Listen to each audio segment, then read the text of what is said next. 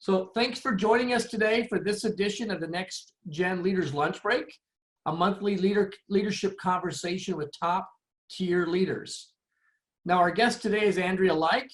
Andrea is the Children's Ministry Director at Willamette Christian Center, which is a multi-site church in Eugene, Oregon. She also serves on our Oregon Ministry Network advisory team for the Next Gen, and she leads a very active kids leaders network in the Eugene Springfield area. So thanks for joining us today, Andrea, and making this investment in all of our leaders who will hear it today live and those who are listening to it recorded. Now, I understand that you grew up in Northern California and you did most of your ministry in Northern California and Southern California. So the question I have for you is, how did a girl from California, a California girl, end up in Oregon? So tell us a little bit about your ministry journey and how that happened. Thank you. Thanks for having me.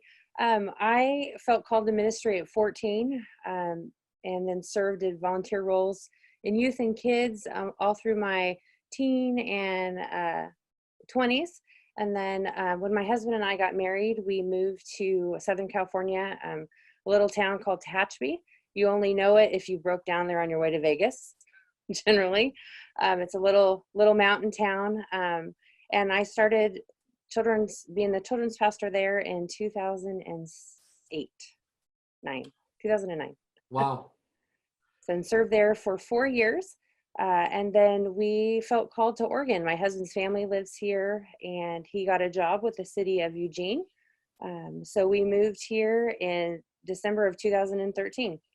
And when we got here, I just assumed I would jump right back into kids ministry, and God didn't have that in his plan right away. So it took a couple of years of just being a mom and getting adjusted to Oregon. And then I started with Willamette Christian Center in Eugene 4 years ago on the 15th of November. So it's been a great journey.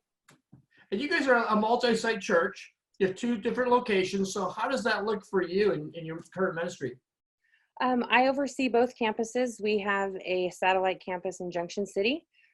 So we do kids programs out there as well, just same as what we do in Eugene, just a smaller version of it. And I get the privilege of overseeing both campuses. So, and I oversee 0 through 5th grade. Wow, that's a lot of responsibility. How many volunteers would you say that you work with to make that possible on any given weekend?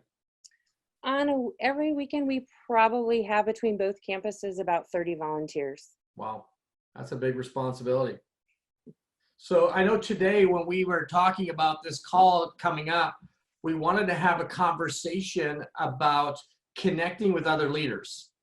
I know this is something you really believe in, but you don't only believe in it, you practice it. You actually do it. It's one thing to say, yeah, that's important, but you actually practice it on a regular basis and you see the value of connecting. I know I'm the same way.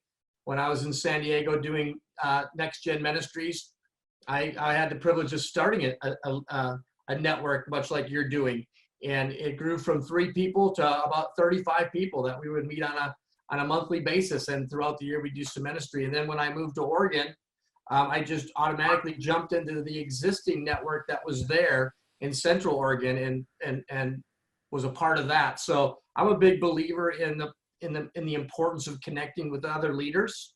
So why would you say connecting with other leaders is important to you?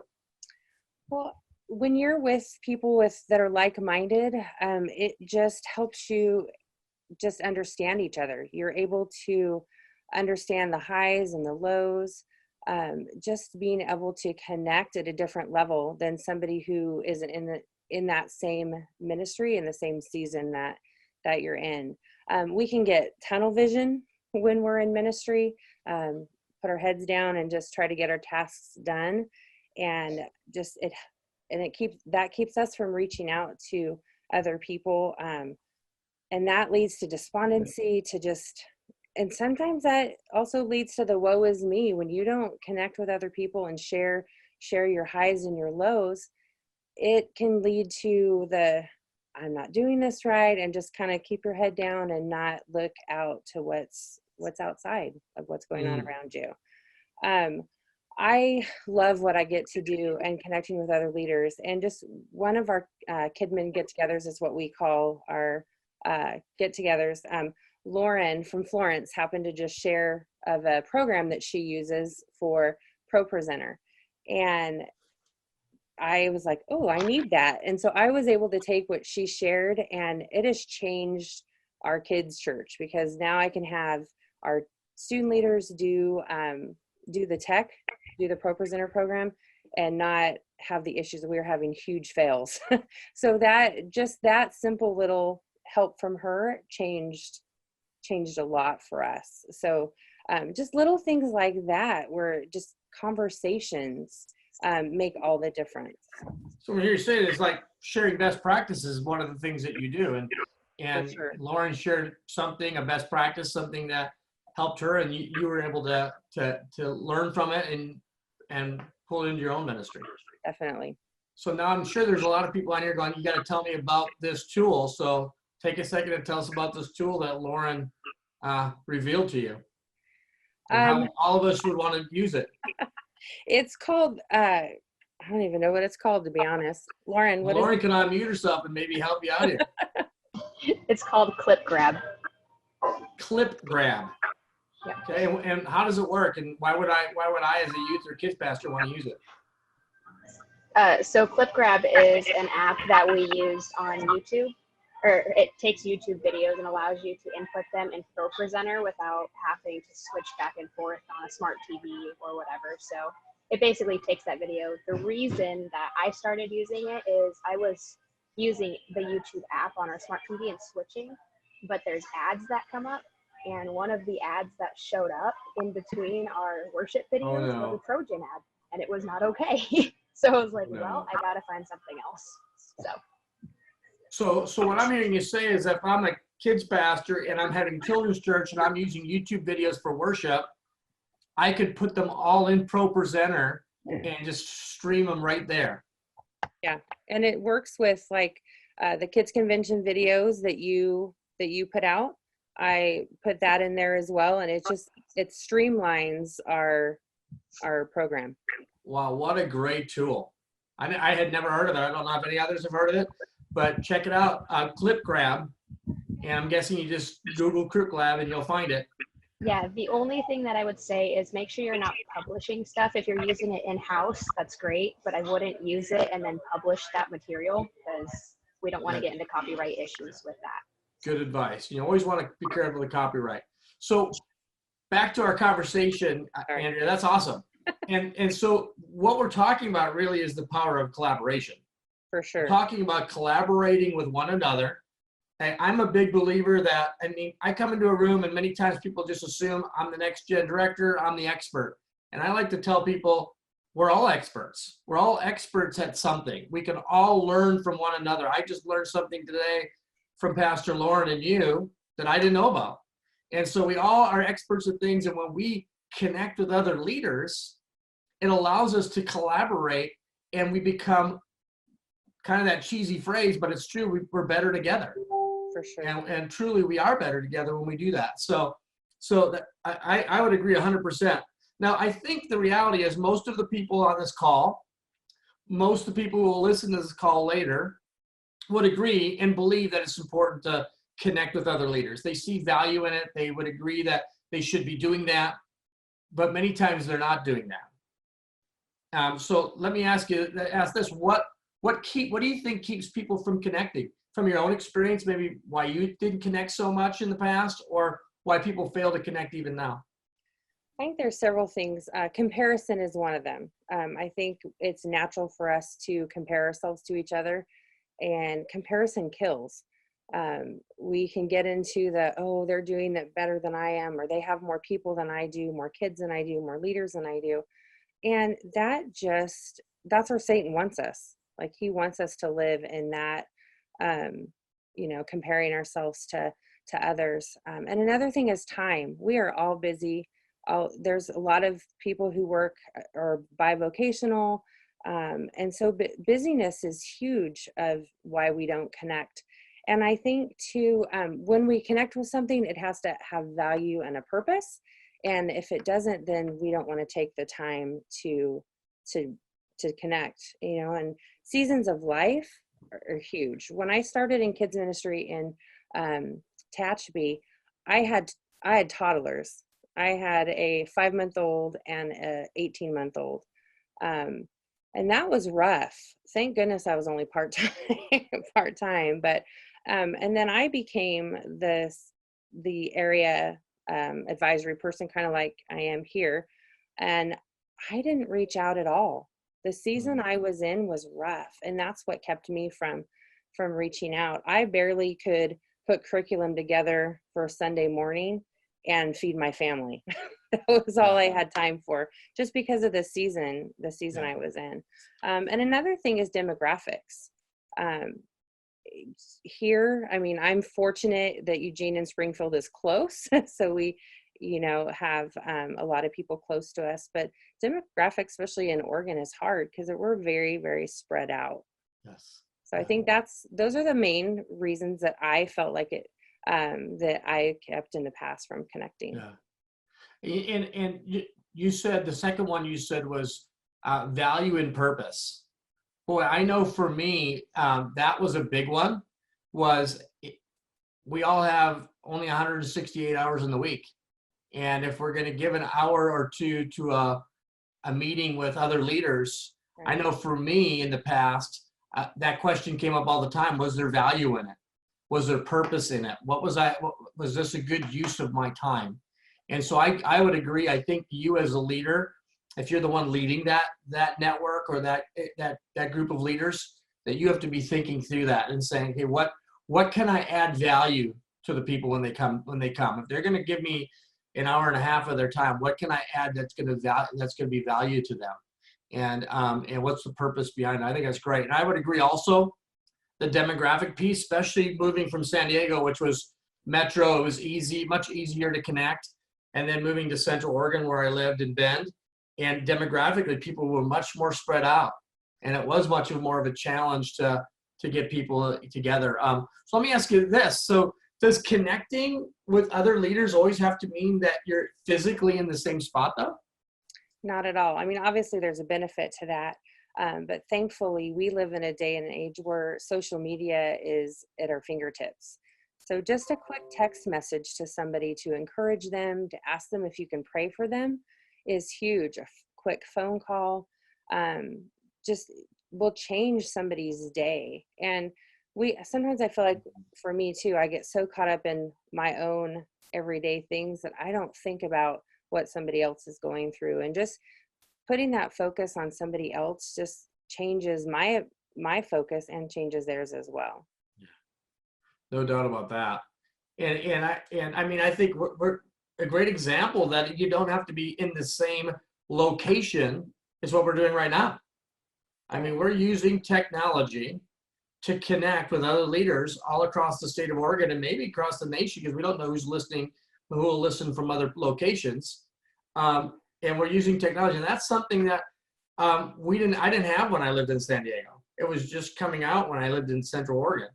And so there is a huge advantage to be able to use technology, if it be like this, if it's FaceTiming or Zoom or whatever, where you can still connect with other people and encourage. And I agree, a text or whatever can help with that. I know you currently lead a really active kid men network group that meets on a regular basis in the Eugene, Springfield area. What does that look like? Could you tell us a little bit about what that looks like? Because not all of us get to participate in it. Sure. We meet once a month generally. It started out as just, when I started on the advisory team, Brian challenged us to connect with people in our area. And so I just took a list and sent out an email and wasn't sure what it was going to look like. And it began with Steve, Katie, and I meeting at Flashback in Springfield for dessert. And it just started from there and slowly has grown. We roughly run about 8 to 10 leaders represented, probably about 8 churches normally represented. And we just get together and hang out. And at first we were meeting about every 6 weeks. And now we really meet faithfully once a month. And we choose a different place each time, generally on what their favorite food is, or what sounds good. And then we just get together and we hang out. We talk about what's going on in our day-to-day lives and our ministries, and just fellowship together. I'll bring up whatever announcements are going on in the Oregon Ministry Network. But other than that, we really just hang out together, and just be with each other. We also, from that, one of the things I'll never forget, Katie and I and Stephen were standing outside of Flashback. We'd already been talking for like an hour and a half and was wanting to get home, but we were still just talking. And Stephen made a comment that we need to get our kids together, especially for smaller churches. It'd be nice if we could get our students together. And I was thinking, oh, how am I going to do that? I wasn't sure how that would work. And, it really it is morphed into something amazing. We do 4 kid events a year now. So every quarter we do an event, and we have generally 6 to 8 churches that participate from our area. And it's just really neat that not only as us leaders have connected, our kids are connecting. They're recognizing each other at events. I repeatedly heard that at kids convention. Hey, they were at camp, or Yes. and it's just neat for them. It's neat for us. It not only supports us as leaders, but it really supports them as kids, because they're building friendships, and so it has gone bigger than I ever could have thought it would. And it really, honestly, doesn't take up that much of my time. Sometimes I feel like I don't have enough time, but I email out once a month, and I Facebook every couple of weeks of what's happening. And that's that's our model right there. We're doing a leaders Christmas party in December, which is our second one. We're doing a snow trip in January, which is our second one. A cool little thing at the Coast Forum, Christine, I wasn't going to say her name. Another children's pastor heard us talking about our snow trip, and she offered her parents' cabin for us for our snow trip. So it's just things like that, just collaborating together and just talking, and it's just been amazing. So now your snow trip, is that for leaders or for kids? Just for leaders. It's all of us kids pastors who regularly get together are going to go to the snow and hang out. And we did it last year, and we had a blast. So what I'm hearing you say is you get together your network, your group, your network of kids leaders in the Eugene Springfield area. Right. Get together once a month as leaders, and then 4 times a year you bring all your kids along. Right. So tell us, what are some of the things you do with your kids? We do Splash on a regular basis, or once a year, basically. Splash is a wave pool here in Springfield, and we rent out the building, and we just let the kids swim for a couple hours. And then one of the things that we've chosen to do is make sure our events have a BGMC focus. So we always try to have a speaker, somebody who has been affected by BGMC funds, so a missionary, and give them about 15 minutes just to share their heart about BGMC. And so that's fun. That's always been fun. So we do Splash. We do a Nerf war. We had a Nerf war in October. That was a blast. Craziness, let me tell you. There was thousands of bullets flying everywhere, but it was fun. And so those are just a few of the things that we do. We're going bowling in January, so we're renting out a bowling alley. And just going to go and let the kids bowl a couple of games, and then we're going to head to neighborhood church for pizza and a speaker. So I love it. So how far would the furthest people come? You said you have about 8 or 10 churches that participate. Like, what's the farthest one would come about? Lauren, I think, is the farthest, and she comes from Florence. So about 60 miles is what I'm hearing you say? Yeah. And then Josh and Misty from Oak Ridge come. So we have several that drive a ways and make it. So it's a little larger than Springfield, Eugene, although that's kind of the majority, but it's not exclusive. If they want to drive, their others are welcome. For sure. Oh, that's great. Good stuff. At our splash, the first time we did it, we had Coos Bay. I think Coos Bay came, and so there were several others. So, yeah. Great. So that was Lauren sharing that even from Coos Bay, and you've had some from the past. So And Myrtle Point. outstanding. Well, this has been a really good and helpful conversation. I see people writing things down. I don't know if they're writing thank you notes or if they're writing notes for what we're talking about. We'll pretend it's what we're talking about. But anyways, hopefully I found it really helpful. I love talking about this because this is something that I believe in. I'm passionate about. I won't do ministry alone. And even like we just got on the other side of Kids Convention, it was a huge team making that possible. And there's just great joy in doing things and collaborating together. So I want to ask you 2 more questions before we finish up, and then we're gonna see if there's some Q&A, or maybe just one more question, I think, and then we'll see if there's some Q&A. But the question is this: if you could do one thing over in ministry, kids ministry, what would it be? If you had a do-over, is there something you'd do different? I would say be more intentional with my time, not just with kids, but with leaders as well, and even with my own family. Just be more intentional in the balance between ministry and family, and just in ministry in general. That's good. That's good. Well, Caitlin is on the call with us today, and I don't know if we've had anybody. I haven't really looked at the chat line on the chat portion, but I don't know if there's any questions. Caitlin, is there any questions that that might have been posted that we could address? There are no questions in the chat room right now.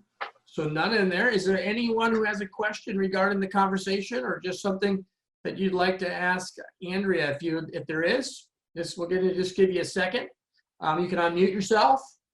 So wave a little bit, and then we'll know you're talking. Identify who you are so that those who are going to listen later know who it is. So it's Lauren from Florence.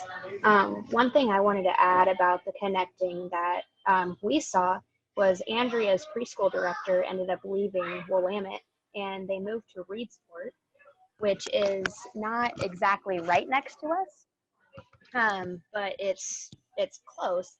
And they ended up coming to our church because we're connected with Willamette.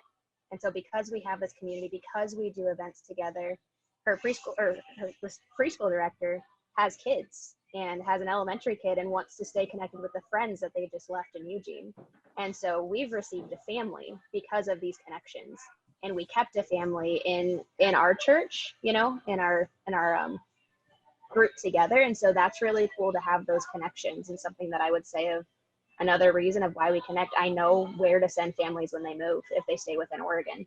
So that's a huge piece. The other side is there's a lie that if to go to these events or to stay connected with other people, that it takes your time.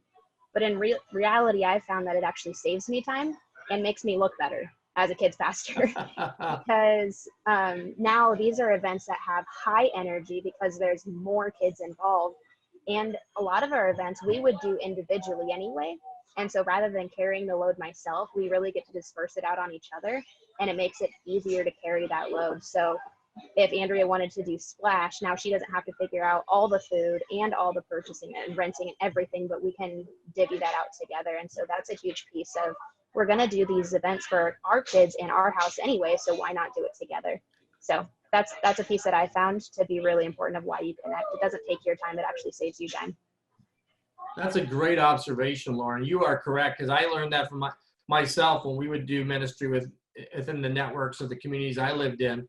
Like you said, you're going to plan it anyways. So why not? And a lot of times it's just plug and play now. I'm going to put something on the calendar. So now I'm having a whole bunch of people help me rather than doing it by myself. Good point. Thanks for sharing that point. Anyone else have a question that they want to ask or a comment before we finish up our call today? I just want to add something. Sorry. Go ahead. Andrea, go ahead. I am so thankful for Lauren made a good point. It really is a group effort. We plan everything together, and it really lightens the load, and it's just been a joy. Some of my closest friendships now have come out of our Kidman get-togethers, and I'm just thankful for that. Well, there's great value in knowing who you labor amongst. Right. There's great value in knowing the other kids pastors and or youth pastors in your community. And I know we've had this conversation before, Andrea, and I know this is your heart too, is it doesn't even have to be limited to Assemblies of God. I know that yours is mainly within our Oregon Ministry Network, but you wouldn't exclude anyone. Not at all. You would welcome not other denominations or non-denominations, and I'm sure you've probably already communicated that. So, I know sometimes if we're in a smaller community, we're like, well, I don't have a lot of other AG kids pastors in my community or youth pastors. Well, that's not really the point. It's connecting with leaders. The topic wasn't connecting with Assembly of God leaders. There's value in doing that. And so both networks I was a part of, we had all kinds of denominations, and there's just such great value in that. I think Troy had a question. If you want to unmute yourself, Troy, and go ahead and ask that question. So my question is we were talking earlier about the pop-up ads when we're doing the kids worship videos. What was the name of the new computer program? Was it Quick Grab? Yes, Quick Grab was the name of that. Clip. Clip Grab. Okay. Clip. Thank you, Lauren. Clip Grab. All right. Great. Will allow you to do that. Because we're starting to use that a little bit in our kids ministry. So, matter of fact, we're finally growing with kids now. So now we got to up our game a little bit, so to speak. Awesome.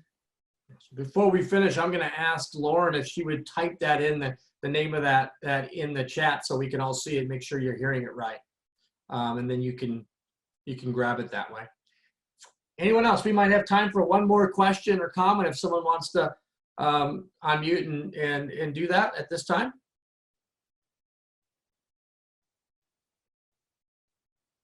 All right, not seeing anyone running to the unmute button.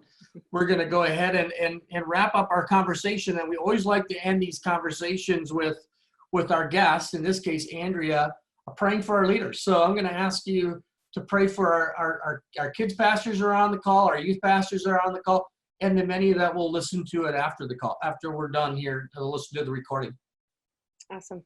All right, let's pray. Lord, I just thank you so much for our time together. I thank you for each church that's represented on this call and those who will listen. God, I just thank you so much that you have called each one of us into ministry, that you've put a purpose and a plan for us in place to affect your kingdom. So Lord, I just pray for strength for each person right now. If there's somebody who is feeling like they really need a connection with somebody else outside of their church, Lord, that they would be able to find the way to make that call, to make that connection. Lord, and that I challenge those on the call today and those who are listening that they would reach out to somebody this week, God, that they would make it a point to send a text praying, telling somebody they're praying for them this week, just to encourage them. So Lord, we thank you that you have entrusted your kingdom to us, and we just ask that you would be with us as we leave this call today. In your name, amen. Amen. Let me say this too. I think there's one perspective on the importance of connecting that maybe we did mention, and I just want to mention it because I think sometimes we think, well, I don't need to connect. I have my own connection. I'm a part of a larger church or whatever, and I have a connection with others. I don't really need it. I think the thing we have to remind ourselves is we may not need it, but others may need us. Sometimes we look at it from a selfish perspective. What do I get out of it? But sometimes there's others who they're on an island and they need us, and they don't even know where to start. So that's an important thing to look at too. I saw Wesley typed in real quick book suggestion, so I'm going to put this one up right here. This is the book suggestion that I would recommend. Is I Blew It by Brian Dollar. So great book, and there you go, Wesley. One to pick up. I'm sure you got lots you're reading at university there. Andrea, thanks for joining us today. Thanks for making the investment in our leaders today and taking time to do this. Thanks, Brian. Really appreciate it. Let me just share a few announcements before we sign off. First of all, again, future leaders next gen lunch break guests will be Travis Timmons, December 9th. Next gen pastor at Forest Grove with Crossroads Assembly there. So you're going to enjoy him. And then January 13th, Josh Wellborn, our Assembly of God National Youth Ministries Director, also a guest that will be coming out for Fusion, February 20th through the 22nd. And please consider coming and joining us. Everything you need to know about that Next Gen Leaders Conference is already posted up on our website. You can go there and find it, OregonAG.org. And we are offering childcare for the first time in a long time this year. So we don't want anyone being left behind because they have little ones they can't take care of. So check that out. And then make sure to check our website, social media, or iTunes later this week for today's or past Leaders Break conversations. We have them all posted there. This is, I believe, our 9th one. Actually, it's our 11th one. So let me restate that. It's our 11th one. And so all the previous ones are already posted there. You can hear all the different conversations. We had a conversation with Josh Denhart just a couple months ago, who was our kids convention speaker. Some of the things he shared in the Leaders Breakout, he shared on that conversation. So you may go back and want to listen to that. And please share it with your teams, share with other kids pastors that you know or youth pastors that you know that might find value in it. All right? Well, make it a great week. Make it a great month. Enjoy Thanksgiving, and we'll see you next month on December 9th for our next Gen Leaders Lunch Break. God bless.